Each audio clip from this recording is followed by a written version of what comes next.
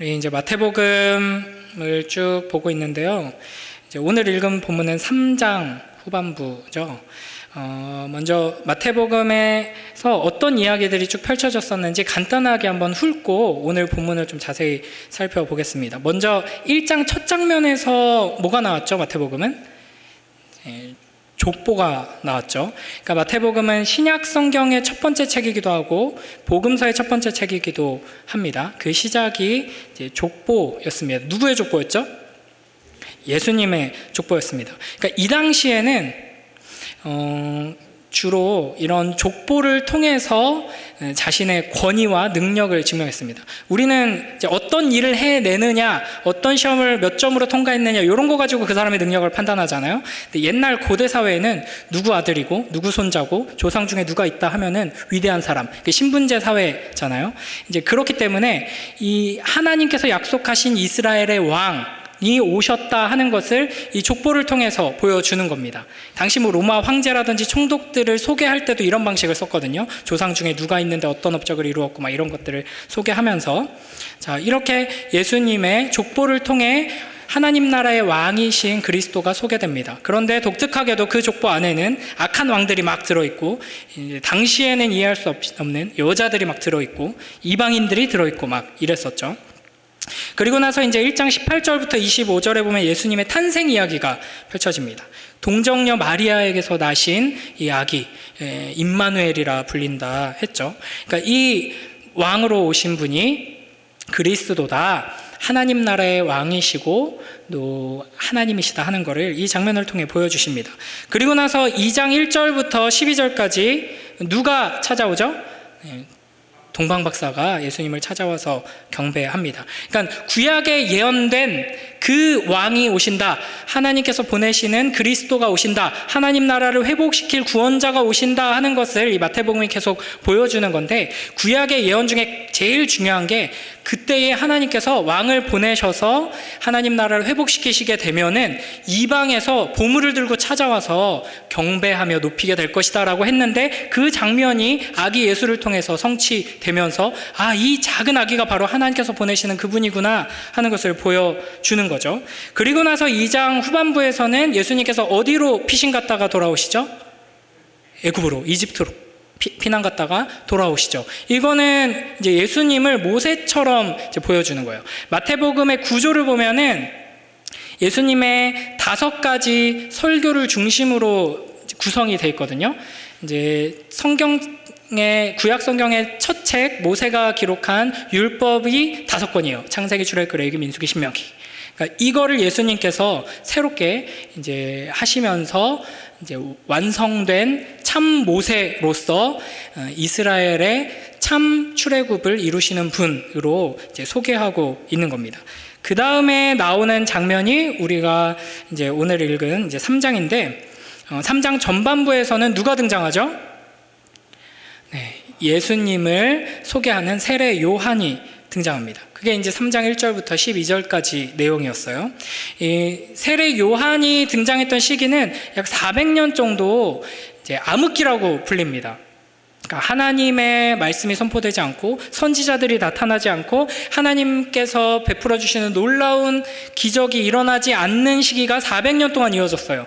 그래서 이스라엘 사람들은 굉장한 두려움과 이제 걱정에 휩싸여 있었죠. 우리가 하나님께 완전히 버림받은 거 아닐까? 하나님께서 분명히 약속하셨는데 언제 하나님께서 하나님의 왕을, 그리스도를, 메시아를 보내셔서 회복시켜 주실까?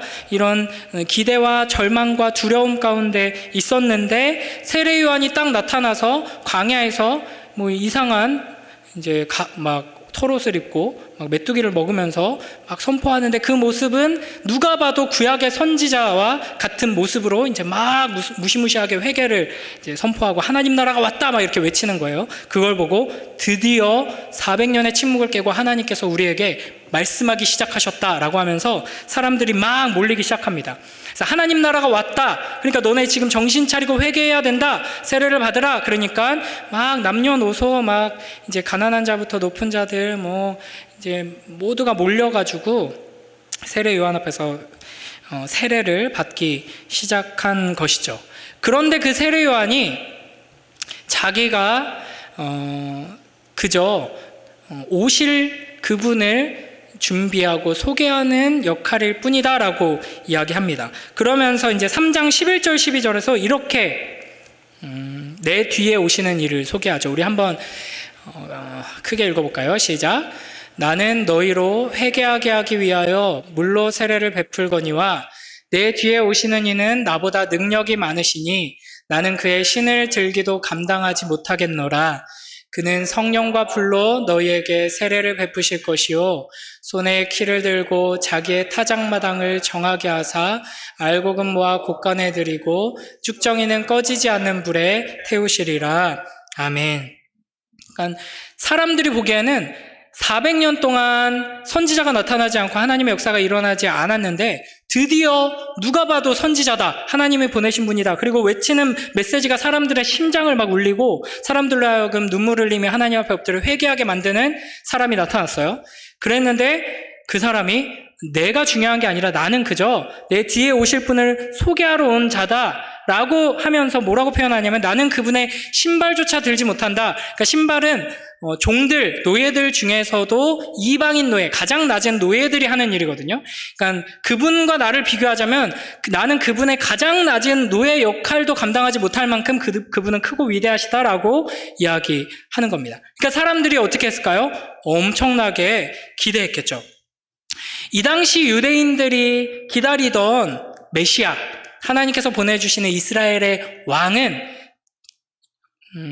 일종의 군사적이고 정치적인 메시아였습니다. 지금 이스라엘이 로마의 압제 가운데 있었잖아요. 그러니까 이스라엘의 왕을, 하나님께서 보내주시는 이스라엘의 왕이 오면 예전 다윗 왕처럼 이제 우리를 핍박하고 공격하는 이방인들, 적군들을 다 물리치고 다시 견고한 예루살렘 성을 쌓고 솔로몬 왕처럼 부유하고 주변의 나라들이 두려워하면서 경외하는 그런 나라로 다시 회복시킬 거다라는 걸 기대했기 때문에 군사적이고 정치적인 왕을 기다렸죠. 근데 이 세례 요한이 그런 분이 뒤에 오실 것이다 라고 하니까 엄청나게 기대가 높아졌을 것입니다. 자, 이때 드디어 예수님께서 나타나십니다. 마태복음에서 예수님께서 제대로 이제 등장하시는 첫 장면이에요. 우리 한국 영화에서 최고의 등장씬 하면은 관상이라는 영화에서 이정재가 등장하는 장면 알죠? 내가 왕이 될 상인가, 그 장면에서 이정재의 등장씬을 최고로 뽑는데 엄청난 카리스마와 함께 등장합니다. 과연 그렇다면 만왕의 왕이신 예수 그리스도께서 이제 첫 등장하는 장면에서 어떻게 등장하시는지 13절 함께 읽습니다. 시작. 이때 예수께서 갈릴리로부터 요단강에 이르러 요한에게 세례를 받으려 하시니. 아멘. 사람들의 기대와 전혀 다르게 세례를 받으러 나오십니다. 이게 왜 사람들의 기대와 전혀 다른 거냐면 세례 요한이 세례 받으라라고 한 것은 죄인들을 향하여서 외친 겁니다. 그리고 사실 이 당시의 세례는 그냥 나 죄가 좀 많은 것 같으니까 한번 세례 받아가지고 좀 씻어야겠다 이런 게 아닙니다. 유대인들은 이미 하나님의 언약 백성이기 때문에 세례를 받을 필요가 없어요. 주로 어떤 사람이 세례를 받냐면 이방인들 중에서 나도 이스라엘의 하나님 여호와를 섬기는 하나님의 백성이 되겠습니다 라고 할 때 세례를 받습니다. 그러니까 지금 유대인들을 향해서 세례 요한이 너희들 하나님 나라가 왔는데 정신 차리고 회개해야 돼. 그러니까 와서 세례 받아. 라고 한 것은 무슨 말이냐면 너희 정신 차리고 하나님 저희가 그동안 너무 잘못했네요. 라고 말하는 거 정도로 되는 게 아니라 너네는 그냥 지금 하나님의 언약 백성이다. 옛날에 모세를 통해서 우리에게 하나님께서 말씀을 주시고 약속을 주셨다. 우리가 율법을 알고 있고 나름대로 그 율법을 지키고 있다. 이 정도로 가지고 너희가 구원받을 수 있다고 착각하고 있는데 하나님의 사람이 이 땅 가운데 오시면은 너희가 구원받을 수 있고 드디어 우리를 도와주실 분이 왔구나 이럴 거라고 생각하는데 전혀 아니야. 너희는 이방인들이랑 똑같아. 하나님의 사람이 오시면 너희는 멸망당할 거고 하나님 앞에 너희 나아가면 너희는 저주받을 수밖에 없는 존재다. 그러니까 너희 뭐 해야 되냐? 엎드려 회개해야 된다. 이런 의미로 세례를 받으라고 한 겁니다. 그러니까 유대인으로서 하나님이 보내주실 왕을 기다리고 있는 자들에게 너네 왕이 오시면 왕이 너희 도와줄 것 같아? 너희는 저주받을 하나님의 진노와 저주를 받을 수밖에 없는 죄인이다. 이방인이랑 똑같아. 너희가 그렇게 욕하는 이방인이랑 똑같아. 그러니까 세례받고 회개해라. 회개의 표로서 세례를 받아라 라고 한 겁니다. 그런데 예수님께서 첫 등장하셔서 뭘 하세요? 세례를 받으려고 하십니다. 그러니까 이제 요한이 어떻게 반응할까요? 14절 함께 읽습니다. 시작. 요한이 말려 이르되 내가 당신에게서 세례를 받아야 할 터인데 당신이 내게로 오시나이까? 아멘. 자, 당연히 이렇게 반응을 하죠. 세례 요한하고 예수님하고 관계가 어떻게 되는지 아세요? 뭐 사촌이라고 말하기도 하는데 엄밀하게 막 이렇게 정확하게 따지면은 이제 정확하게는 나와 있지 않은데 이렇게 추정을 할 수가 있거든요. 그러니까 뭐 한 5촌? 어쨌든 친척이에요, 친척. 그 고대 사회에서 5촌 정도면은 굉장히 가까운 친척이죠. 뭐 이제 뭐 엄마나 아버지 중에서 이렇게 사촌 관계의 자녀들이잖아요. 그러니까 친척이에요. 가까운 친척이에요. 그러니까 예수님이 어떤 분이신지 알았을 거예요. 예수님이 어떤 약속을 받고 태어나신 분인지 알았을 거고 본인이 그분을 소개하는 이제 사명으로 부름을 받았죠. 그런데 뜬금없이 자기가 소개해야 되는 메시아가 자기한테 세례를 받겠다고 하니까 아니 내가 당신에게 세례를 받아야지 당신이 나한테 세례를 받으려고 하십니까? 라고 반응을 하는 거죠. 자, 예수님께서는 왜 세례를 받으려고 하셨을까요? 우리 히브리서 2장 14절에서 17절을 한번 볼까요? PPT에 있을 텐데 좀 긴데 제가 한번 읽어볼게요. 자녀들은 혈과 육에 속하였음에 그도 또한 같은 모양으로 혈과 육을 함께 지니심은 죽음을 통하여 죽음의 세력을 잡은 자 곧 마귀를 멸하시며 또 죽기를 무서워함으로 한평생 매어 종노릇하는 모든 자들을 놓아주려 하심이니, 그러니까 마귀를 멸해서 우리를 구원하려고 이제 혈과 육에 속한 우리와 같은 모양이 되셨다. 이거 예수님의 탄생에 대한 이야기죠. 이는 16절 이는 확실히 천사들을 붙들어 주려 하심이 아니요 오직 아브라함의 자손을 붙들어 주려 하심이라. 천사들을 도우시려면 천사들과 같은 영적인 존재로서 행할 수 있지만 혈과 육을 가진 우리들을 도우시고 구원하시기 원하셨기 때문에 그걸 위해서 우리랑 똑같은 모습이 되셨다 하는 겁니다. 17절 그러므로 그가 범사의 형제들과 같이 되심이 마땅하도다. 이는 하나님의 일에 자비하고 신실한 대제사장이 되어 백성의 죄를 속량하려 하심이라. 그가 시험을 받아 고난을 당하셨은즉 시험 받는 자들을 능히 도우실 수 있느니라. 아멘. 아멘이 좀 적네요. 자, 예수 그리스도의 성육신, 영원한 하나님의 아들이신 창조주이신 그리스도께서 우리와 같이 사람이 되셨다 하는 것은 엄청난 낮아지심이죠. 그렇죠? 근데 그냥 사람이 되신 것도 아니고 터미네이터처럼 근육질의 남자로 이 땅에 이제 번개와 함께 오신 게 아니라 작은 아기로 오셨다 하는 것도 엄청난 낮아지심이죠. 그런데 그 작은 아기로 또 부유한 집에 재벌집의 막내 아들이라든지 또 왕궁에 태어나신 게 아니라 이 사람들의 눈을 피해야만 하는 이제 결혼을 하고 이제 제대로 결혼식을 올리기도 전에 아주 어린 소녀에게서 나신 것, 그래서 말구유에 누이신 것, 이것도 엄청난 낮아지심이죠. 그러니까 이렇게 오심만으로도 엄청난 낮아지심인데 예수님께서는 세례를 받기까지 하셨습니다. 그러니까 세례는 누가 받는 거라 그랬어요? 죄인이 받는 거라 그랬죠. 그러니까 예수님은 우리를 위해서 우리랑 똑같이 되기를 원하시고 실제로 우리와 똑같이 되셨는데 그냥 이 땅에 오신 것만으로도 엄청난 위로죠. 영원하신 하나님께서, 우주보다 크신 하나님께서 우리를 너무 사랑하셔서 우리를 도우시려고 이 땅에 오셨어. 그래서 이제 뭐 마블 코믹스나 뭐 이런 슈퍼히어로 영화들에서 보는 것처럼 엄청난 능력을 가진 우주적인 존재가 우리랑 똑같은 팔과 다리를, 눈, 코, 입을 가진 존재로 와서 내가 너희 도와줄게, 내가 너희 항상 함께 있을게 라는 것만으로 엄청 든든하고 큰 사랑이라고 할 수 있어요. 그러나 그리스도께서는 죄인으로 그 죄를 모두 짊어지고 그 모든 우리가 받아야 하는 고통과 고난과 하나님의 진노와 저주를 받으시는 분으로까지 낮아지셨다 하는 것을 보여주는 게 이 세례 받으심의 의미입니다. 그러니까 내가 너희를 사랑하는데 어디까지 사랑하느냐? 너희를 위하여서 너희랑 똑같이 된다. 어디까지 똑같이 되느냐? 너희의 그 모든 죄를 내가 짊어지고 죄인의 모습으로까지 낮아진다 하는 것을 보여주시는 겁니다. 그러니까 제가 아까 그 관상이라는 영화의 이정재 등장신을 예로 들었는데, 지금 오늘 우리가 나누는 이 장면은 예수님의 어떤 등장신이고요.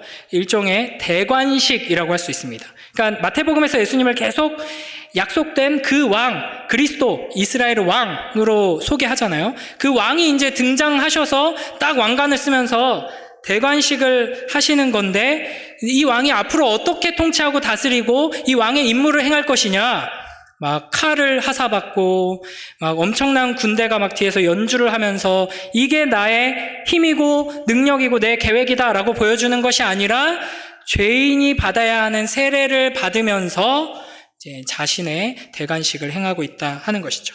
그래서 여러분, 세례가 무엇인가에 대해서 이미 우리는 배웠었죠.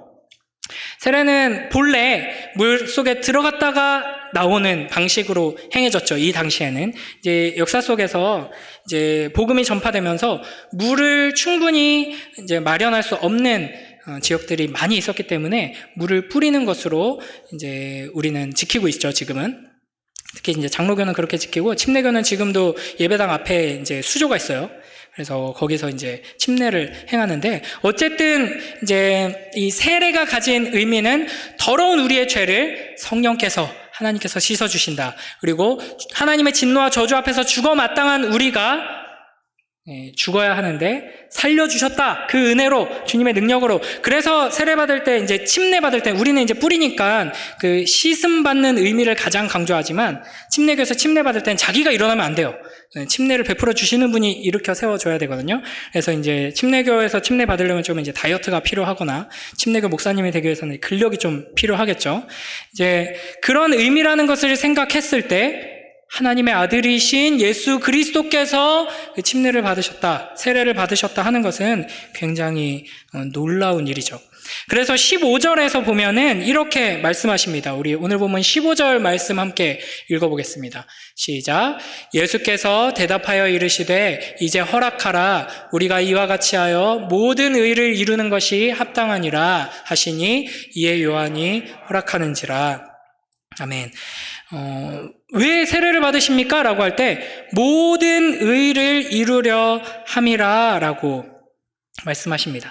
하나님의, 쉽게 말하면 하나님의 뜻, 하나님의 계획을 이루려면 네가 나한테 세례를 줘야 한다라는 겁니다. 그러니까 하나님의 뜻을 이루려면 예수님께서 이 땅에 오셔가지고 악한 자들을 다 쓸어버리시고 받냐라고 하면서 하나님 백성들 데리고 천국으로 가면 끝나는 게 아니라 우리의 죄의 문제를 해결하시고 악한 원수마귀를 물리치시기 위하여서 주님께서 친히 우리의 모든 죄를 짊어지고 죽으시고 부활하셔야 한다라는 것을 이 세례를 통해 보여주시면서 예고하시는 것이죠. 자, 그러자 어떤 장면이 펼쳐지는가? 16절, 17절 말씀입니다.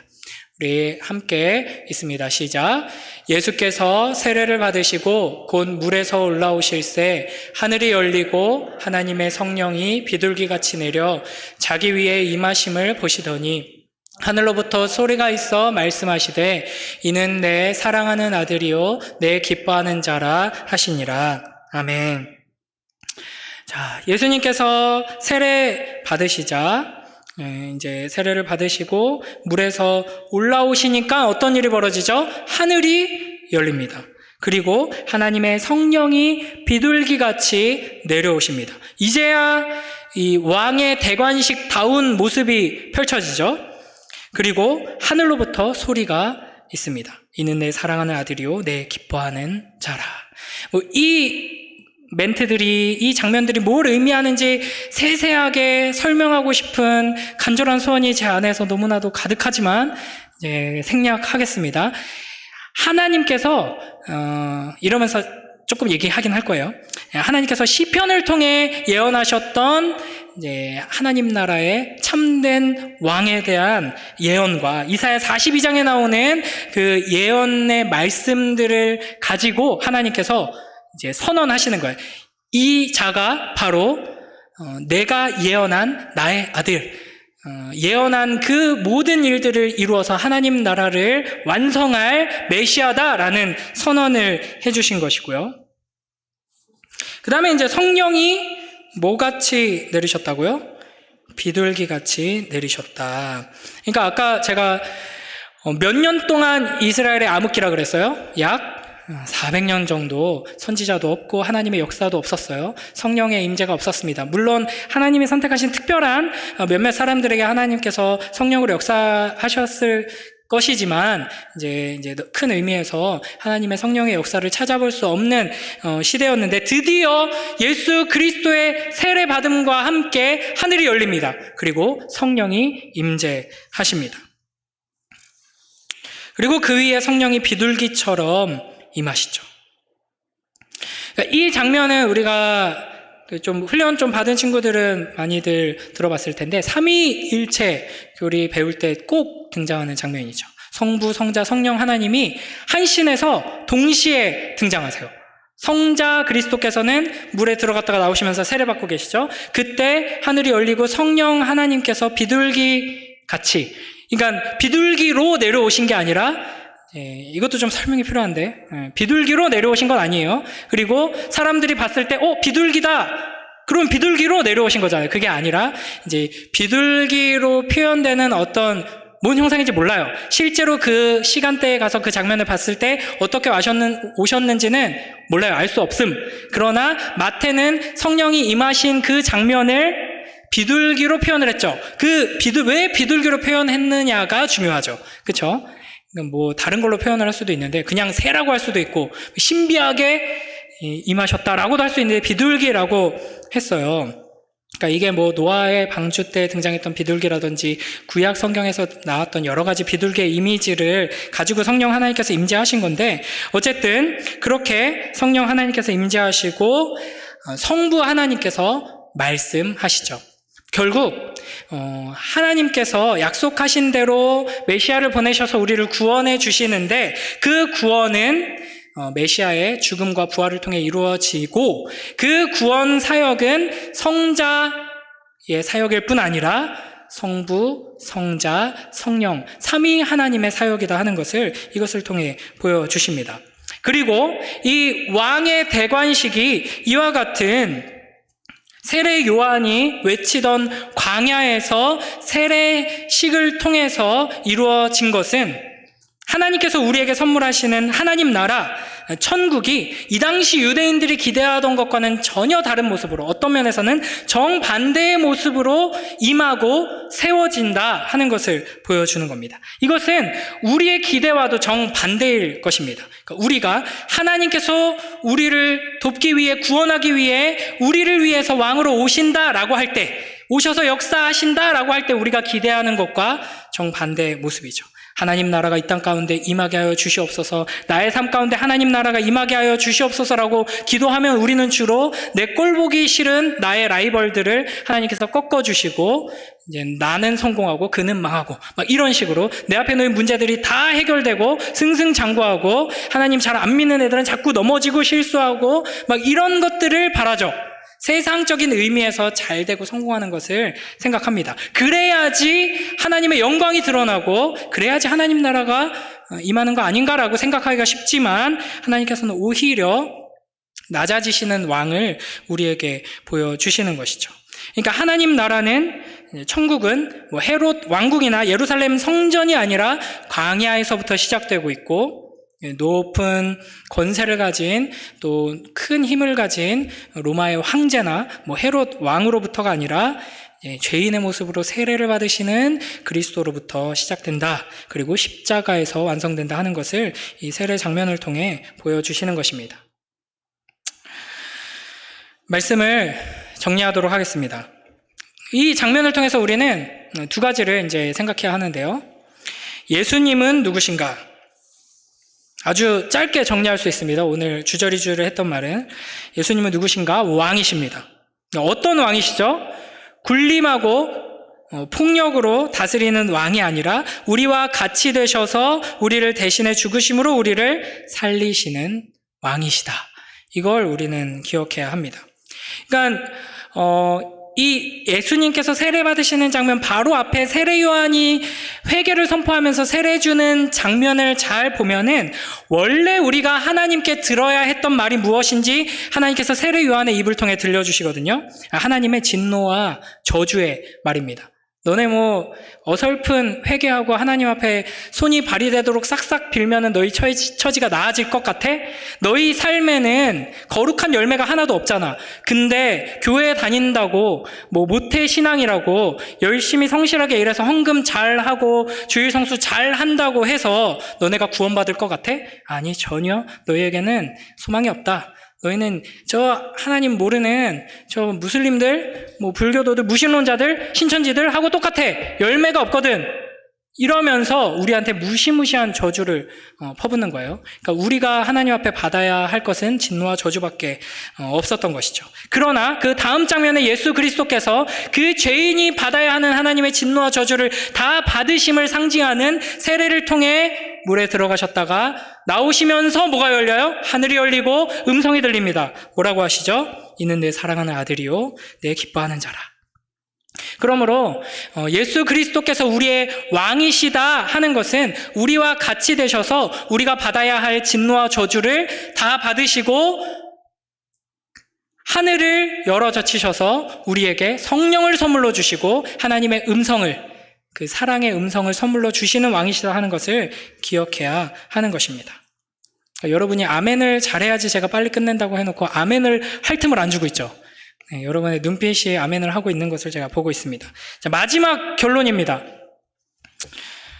제가 하도 그런 지적을 많이 당해서 이제 마지막 결론입니다. 이거 이제 안 쓰잖아요. 그럼 진짜 마지막이에요, 이게. 자, 함께 읽겠습니다. 시작. 예수 그리스도를 바라보라. 네, 제가 한 2020년, 21년 중고등부 예배 설교 때 매주 했던 결론이죠. 네, 예수 그리스도를 바라보라 하는 것입니다. 이 세상 메시지에 여러분 계속 귀를 기울이잖아요. 그러면 똑똑해질 것 같죠.